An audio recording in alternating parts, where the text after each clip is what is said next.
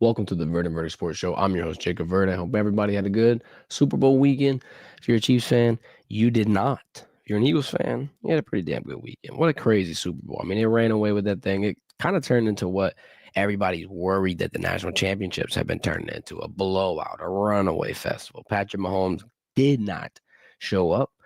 And then LSU basketball, for that matter, did not show up this weekend. We're going to have a conversation about that. I mean, we kind of been talking about it briefly in a sense where there's a small problem and LSU basketball is not in the limelight that it should be in. And it's been like that for a few years. But now you're in a situation where you've got no other choice but to figure some things out. We'll talk about national championship odds for this season. I'll give you a brief look into my crystal ball and what I think could happen in the great wide world of college football, and we will react to the UFC. John Strickland might be out of here. Let's talk about it. Start off with Matt McMahon. Now, look, big fan of Matt McMahon. Great dude. He's obviously produced some great talent. I mean, John Morant is at the top of the list forever. It's insane. Just watching what he's been able to do after leaving Murray State. And then obviously Matt McMahon comes from Murray State to LSU, and he doesn't inherit the best situation. And if you don't know what I'm talking about, when Will Wade departed LSU, he had some gifts that he left LSU with. There were some recruiting sanctions, and excuse me, there were pretty much some restrictions on what Matt McMahon and his new staff at LSU would be able to do in terms of recruiting and getting players to want to join that squad. And obviously, when Will Wade left, the next coach was going to be greeted with 0 scholarship players. I believe the only person to stay on the Will Wade or stay on the team from the Will Wade team was Adam. And it's funny that we're talking about that because there's an interesting, vibe going around this entire team. Not necessarily university, because I mean, for this sport specifically, I feel like the vibe hasn't been there for the university. I feel like people have kind of been off the men's basketball hype train, especially since the departure of Will Wade. You really haven't had any tournament juice. You haven't had any type of juice in the SEC. And I get it, with that. Let's take the Ole Miss L this weekend as an example. They lost a 10-point lead. They had about 3 minutes left to go. And yeah, sure, players have a big role in that. And yeah, sure, LSU's not exactly star-studded to the gills with NBA talent that's going to be, lottery picks in the first round. But I think that adjustments, substitutions, overall morale, that plays a big role in this too. It's still basketball at the end of the day. You know what I'm saying? Like, yeah, you need the best 5 out there to be able to give yourself a best chance. But there's something to be said for how often that lead was slipping away from them throughout that game. It wasn't just one small run. LSU had a 10-point lead at the beginning of the half, and they had a 10-point lead. I think the lead even got to 11 with the final 3 minutes of that half.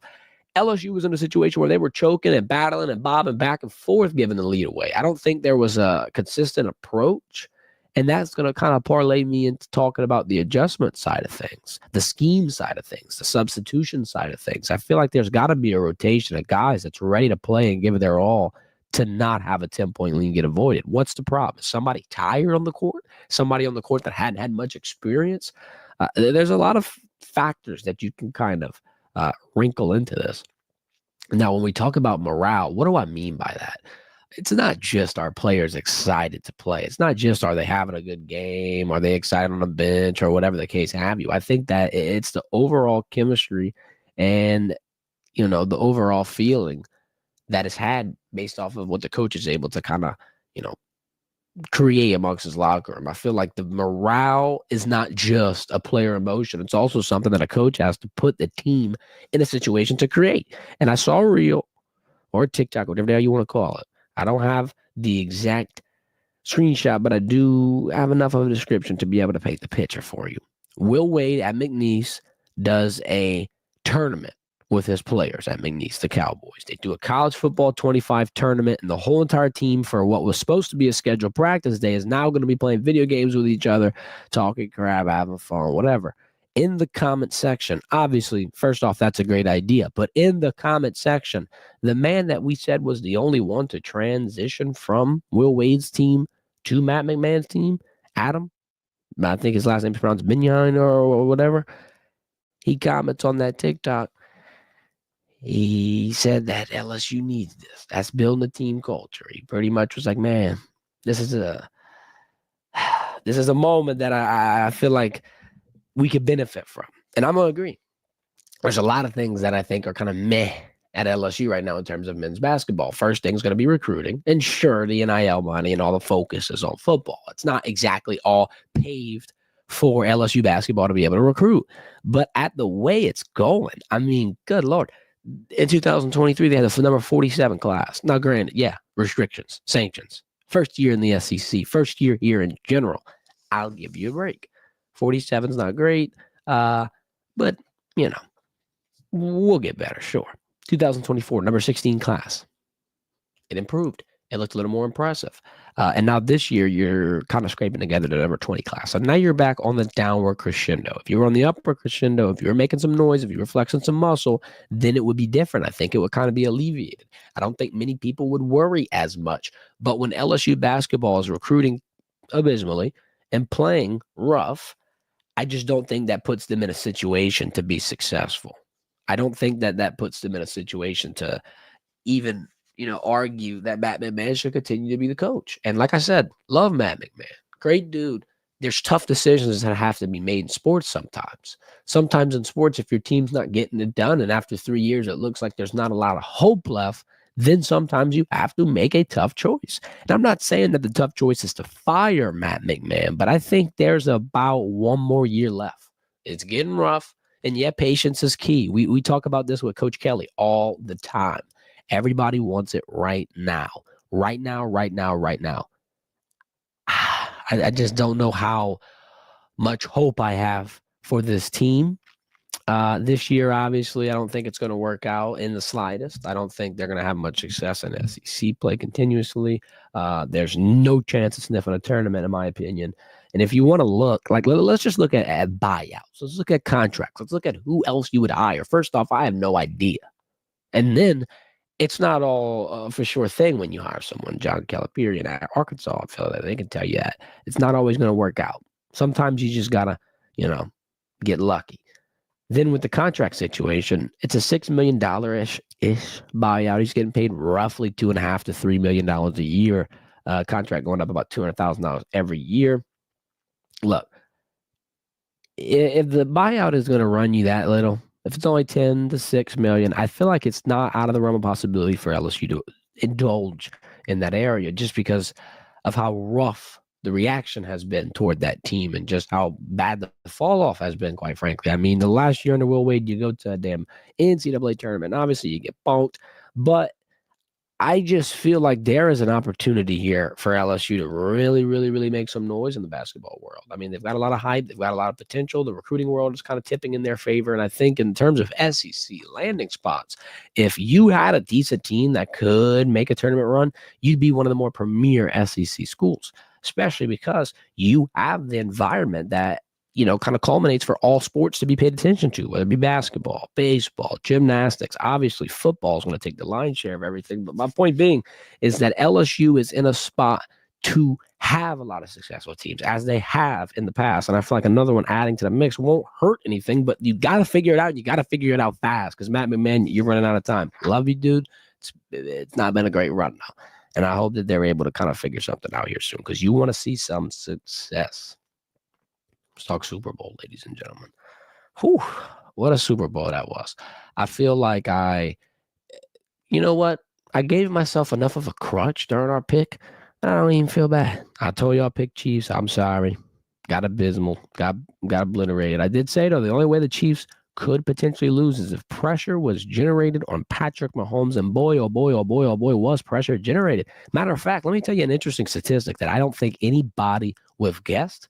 And thankfully, Tom Brady was calling the game so he could point it out, even though he got all the hate in the world. The Eagles did not call a blitz last night. Let me say that one more time. Even though the Eagles sacked Patrick Mahomes 6 times, which, by the way, has only happened 8 other times in Super Bowl history. Only 3 times in the 2000s era. Even though Patrick Mahomes got sacked that many times, not one blitz. 4-man front, 4-man rush. Your original D-line rotation out there, putting on pressure. Now, that's per the broadcast. Before today, another statistic. Let's shout out Devontae Smith before we run into this one, huh? Meet Louisiana. Boot boy was good. Before today, no player drafted from Alabama scored a touchdown in the Super Bowl. Now, the comment section went ham on this statistic whenever ESPN posted it because everybody said Jalen Hurts scored first. And the statistic is specifically mentioning drafted from the University of Alabama, where Jalen Hurts was obviously not. It was from Oklahoma. But, that's besides the point. I find it interesting that an Alabama player before yesterday had not scored in a Super Bowl. Are you kidding me? I mean, with all the greats that you could name, not a one. Not a one. I'd have never guessed that. That's a statistic that I had to double check, that I had to go back and make sure I wasn't spewing any inaccurate facts on. Now, here's the question I really want to ask y'all. And if you don't have an opinion on it, that's fine. A lot of people are kind of, in the middle because it's not the Saints, it's not this, it's not that. It's two teams that you really don't have any emotion towards. But for the Chiefs, I feel like there's been so many narratives toward them. There's been so much attention. They've kind of become sort of the new Patriots. Now, they're obviously not as successful as the Patriots, and I don't think that this Super Bowl loss is going to be anything indicative of a collapse. But I want to know, do you think that the Chiefs dynasty is over? If Travis Kelce retires, if with this big loss kind of, putting a little dent in their armor, do you think that there's an opportunity for the Chiefs to fall off?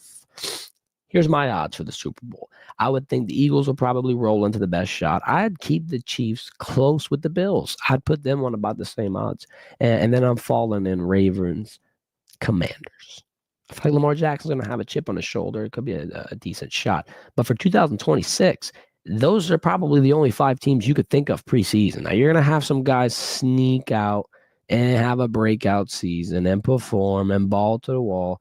But as of right now, I don't know the Chiefs dynasty's over. As of right now, I feel like they can reload and add a couple of pieces. And with Patrick Mahomes, if you put the right weapons around him, it don't matter how old he is. It don't matter what he's doing. Just block, block, block, block, block.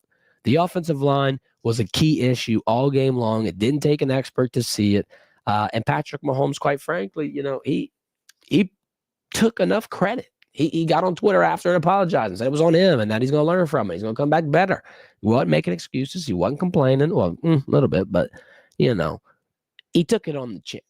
He's going to grow, and I feel like the Chiefs dynasty could potentially be in the back, kind of taking a breather, and ready to come out again. I don't know if it's over with. I'm not going to jump onto that hype train yet. Drop your comments. Let me know how you feel. And who could they even go grab? I mean, there's a lot of names. There's a lot of pieces. There's a lot of players that could potentially be signed. Even if you grab a damn trade like with someone like Myles Garrett, I mean, that's an instant rebuild. I don't think you got the money for it on that defensive side. But imagine Coach Spags with Chris Jones and Myles Garrett. Oh, my God. Now that situation that the Eagles put on them, they're putting on everybody else every single game. We're talking about Super Bowl odds, though, so it wouldn't be right if we didn't talk about college football odds. I gave you my prediction for who I think could be about the top 5 in the Super Bowl.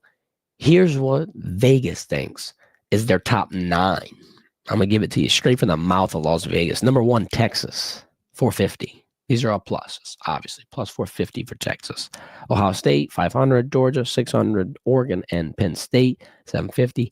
Alabama, 1,300. Notre Dame, 1,500. Tennessee, 1,600. And LSU at 1,800. Here's my discrepancy with this. LSU has the 9th best title odds, but they have the quarterback with the best Heisman odds. So if you're giving LSU the nod as potentially one of the best quarterbacks, I'd have to, by default, give them the nod as one of the best teams. Simply put, if you've got the best quarterback, you've got a puncher's chance with just about anybody. And if Garrett Nussmeier is getting that many flowers preseason, well, damn, I think LSU should join in on the fun. At number 9, you're in that playoff, sure. And I mean, theoretically, you would play number 4, I believe. It'd be Oregon. Be an interesting game. Hopefully you don't have to travel to Oregon with the damn weather that could potentially be there.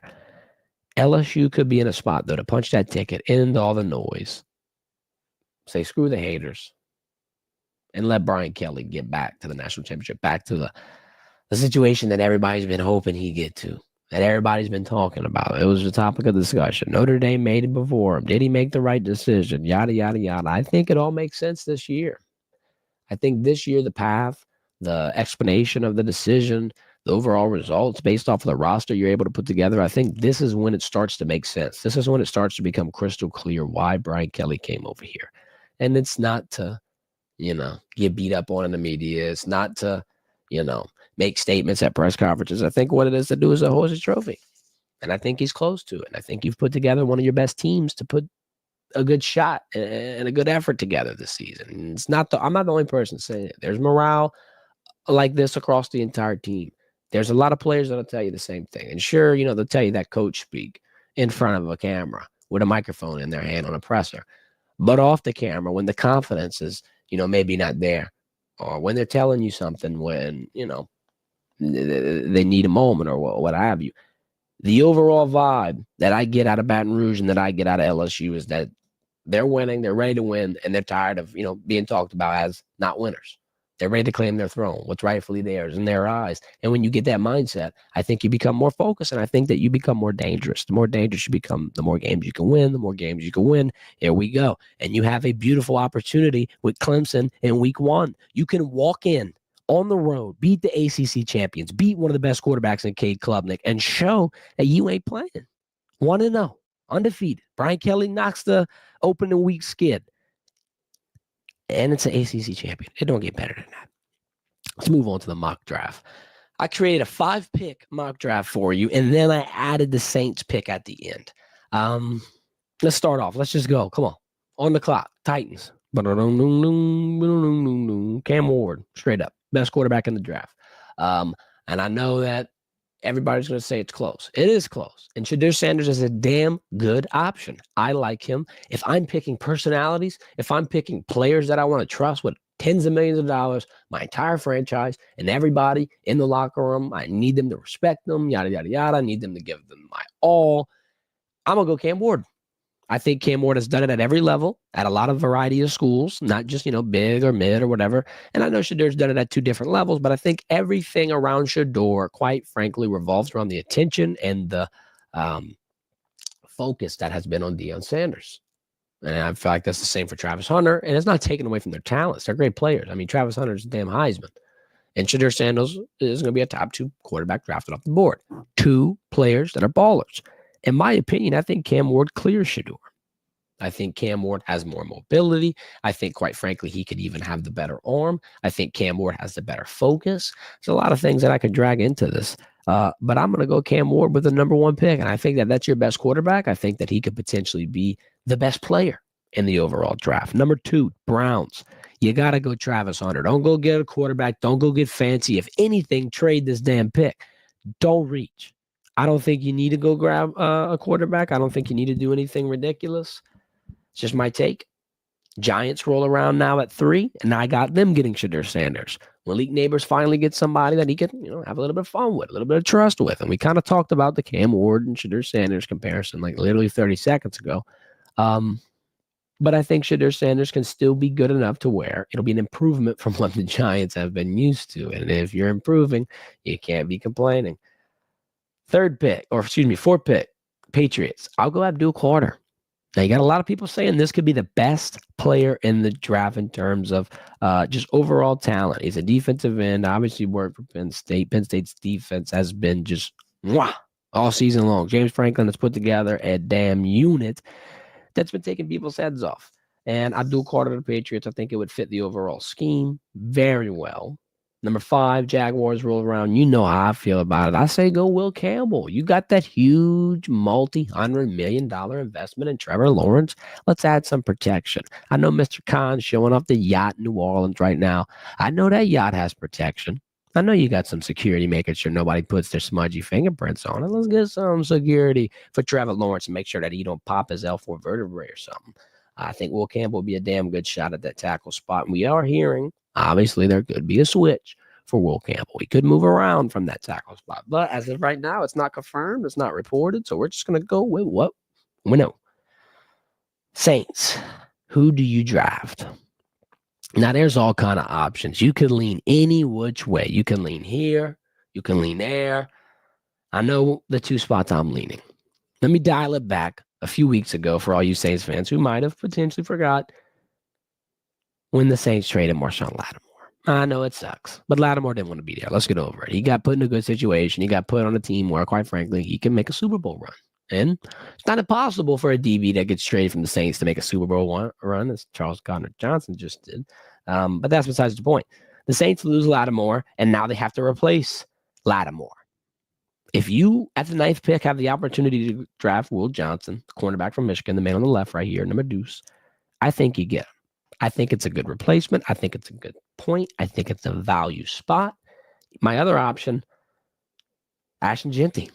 Now, I know I sound insane. You're grabbing Kellen Moore. You're grabbing an offensive firehouse. You're grabbing somebody that got an elite running back and was able to just blow up on the NFL. And I know the Saints to Kellen Moore thing is not official yet, but I feel like it's officially official. And whenever it does get signed, I think now the Saints' attention on that first round pick at number 9, the attention goes to an offensive weapon. The attention goes to someone that Kellen Moore can draw up plays with, scheme with, and make one of their primary, runners, pass catchers. I don't think you go get a quarterback at this point in the draft unless you trade up. But if you're picking at number 9, it's Will Johnson or Ashton Jeanty. Pick what side of the ball you want to lean on. Do the Saints want to get another defensive piece to replace Lattimore and potentially build that cornerback room with? Or do they want to go get a future piece to learn under Alvin Kamara? Because, look, Alvin Kamara ain't getting any younger, guys. And I know that he's going to be locked in New Orleans and he's probably not going to have to leave. But if Ashton Jeanty can become a fraction of a player that Alvin Kamara is, and you still got Shaheed, you still got Olave, you still got pieces all galore on the Saints offense, I think it could be interesting. I think it could be something that you really look forward to. If I was a GM, I'm looking at these 2 players. It makes sense. Drop your comment on who you would pick if you're the Saints GM. Let's end this show off with a little bit of a talk about Sean Strickland. I don't know if you watched the UFC. UFC 312 just finished. Dricus du Plessis beat Sean Strickland for the second time. And now we have to have a conversation. If you're a UFC fan, if you're not a UFC fan, whatever, we have to have a conversation. Is Sean Strickland a fraud? He got outclassed. He got the brakes beat off of him. And now I think there's a legitimate conversation to be had on if Sean Strickland was ever elite to begin with. Sure, he held the title. Sure, he has one of the biggest upsets in UFC history. I think he was a plus 700 underdog against Israel Adesanya. I got a hot take. You could have put any middleweight in that damn fight, and I think that they would have won the title versus Izzy that night. I think Izzy's on the way down. I think Izzy's in a slump, and Sean Strickland beating him really didn't show anything. It really just kind of showed where Izzy was at in his career, his focus, just in the overall trajectory of things. Dricus outboxed him straight up. I thought he could take him down a little more. I thought he would be able to kind of flex a muscle and control the fight at that level, but he 100% was in Sean's game. Piecing Sean apart, broke his nose 2 damn times in the fight. As you see right here, damn thing looks 400 times the original size. But what DDP showed me, it makes me think he is one of the best middleweights. It makes me think he will have an easy time against Hamzat. And yeah, I said easy. I know Hamzat's a killer on the ground, and I know he's different. I know he damn near broke Robert Whittaker's jaw and teeth out of his body. But I think that there's a lot left in the tank. And I think the fact that he didn't have to show any of his ground game or any of the takedowns or any of this, super specialized aspect of his grappling, it's going to help him. Hamzat don't have much film to work on. And I think, with the 5-round fights and with it being an elite championship level, it would have been the best time to be able to watch him under duress, trying to create some grappling. Now you don't get that tape. And I think, by the way, Dricus is obviously way bigger than 185 pounds. I think he could easily make a 205-pound fight. I think if he beats Hamzat and he wants to potentially go up and fight Alex Pereira, Shama, I think you can make the fight happen. I think you can make the fight happen comfortably for both guys without either one having to lose weight. But shout out Dricus du Plessis, man. I thought he won this fight by a landslide. I don't think there was ever a decision or a spot where Sean Strickland had a chance or any bit of momentum. And he just got dominated through and through the whole entire bout. Obviously not what you want to see. Is Sean Strickland going to retire? Who knows at this damn point? You got Rosenstruck getting cut after his loss, but then you got guys like Tai Tuivasa sticking around because they're drinking beer out of shoes. I think, Sean could probably fight a couple more. Will he fight main events? No. Title fights? Hell no. But he'll probably stick around for a little bit. Hopefully, make some more bread. Probably do some more damn shows with Nina Drama. Who knows at the end of the day? But that was a terrible fight. Terrible. Damn terrible Super Bowl too, but not a terrible stream. Appreciate everybody who tuned in. Hit that thumbs up on your way out. Hit the subscribe button. We'll be live Wednesday at 9 a.m. again. I'm off to class. Y'all have a good one. I'm Jacob Verde, host of the Verdant Verdict, bringing you sports talk on the go. Enjoy your day.